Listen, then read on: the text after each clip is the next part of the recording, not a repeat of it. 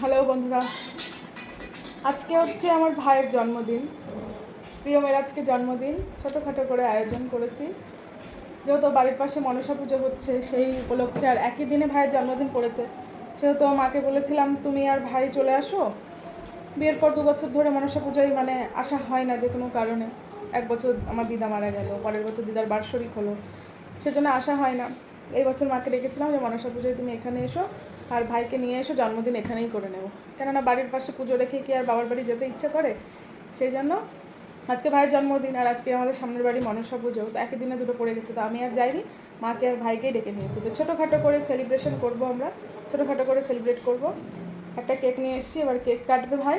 তারপরে আজকে যেহেতু আমাদের নিরামিষ খাচ্ছি, সামনের বাড়িতে যেহেতু পুজোর জিনিসে হাত দিতে হচ্ছে, সেহেতু আজকে নিরামিষ। আজকে কোনো আমিষ রান্নাবান্না হবে না, আমাদের করবো না।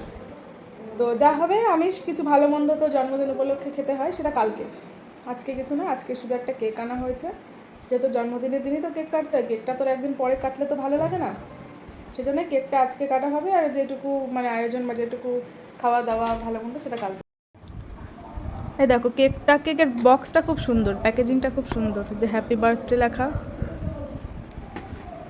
এই হচ্ছে ক্যান্ডেল, আর এই হচ্ছে কেক। কেকটা এত সিম্পল কেন রে? সিম্পল ওকেই পাঠিয়েছিলাম যে তুই পছন্দ করে নিয়ে আয়, তোর জন্মদিনের কেক তুই পছন্দ করে নিয়ে আয়। পার্সোনালি যদি জিজ্ঞাসা করা যায়, কেকটা আমার খুব একটা পছন্দ হয়নি। কেননা পুরো একঘেয়ে মনে হচ্ছে, হলুদ হলুদ কালার, পুরো পিঙ্ক কালার, আর খুবই প্লেন মনে হচ্ছে, কোনো ডিজাইন নেই। কত সুন্দর ফুল টুল বানানো থাকবে, কত সুন্দর লাগে, অতিরিক্ত সিম্পল মনে হচ্ছে। তাকায় দিকে একটু।